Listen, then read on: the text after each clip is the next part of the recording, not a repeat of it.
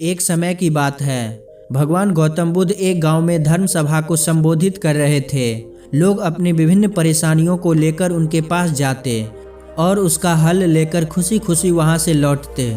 उसी गांव के सड़क के किनारे एक गरीब व्यक्ति बैठा हुआ था और महात्मा बुद्ध के उपदेश शिविर में आने जाने वाले लोगों को बड़े ध्यान से देख रहा था। उसे बड़ा आश्चर्य होता है कि लोग अंदर तो बड़े दुखी चेहरे लेकर जाते हैं, लेकिन जब वापस आते हैं तो बड़े खुश और प्रसन्न दिखाई देते हैं। उस गरीब को लगा कि क्यों न वो अपनी समस्या को भगवान के समक्ष रखे। मन में यह विचार लिए वह भी महात्मा बुद्ध के पास पहुंचा। लोग पंक्तिबद्ध खड़े होकर अपनी समस्या को बता रहे थे।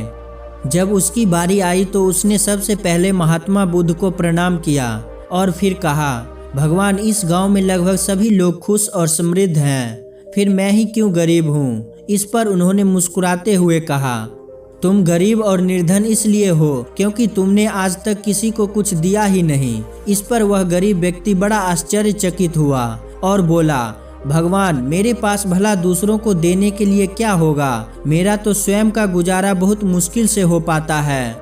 लोगों से भीख मांगकर अपना पेट भरता हूँ। भगवान बुद्ध कुछ देर शांत रहे, फिर बोले, तुम बड़े अज्ञानी हो। औरों के साथ बांटने के लिए ईश्वर ने तुम्हें बहुत कुछ दिया है, मुस्कुराहट दी है जिससे तुम लोगों में आशा का संचार कर सकते हो, मुख दिया है ताकि लोगों से दो मीठे शब्द बोल सकते हो, उनकी प्रशंसा कर सकते हो, दो हाथ दिए हैं, लोगों की मदद कर सकते हो। ईश्वर ने जिसको ये तीन चीजें दी है वह कभी गरीब और निर्धन हो ही नहीं सकता।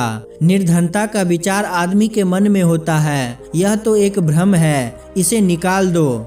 कभी भी मन में निर्धनता का भाव उत्पन्न न होने दो, गरीबी अपने आप दूर हो जाएगी। भगवान बुद्ध का संदेश सुनकर उस आदमी का चेहरा चमक उठा और उसने इस उपदेश को अपने जीवन में उतारा, जिससे वह फिर कभी दुखी नहीं हुआ।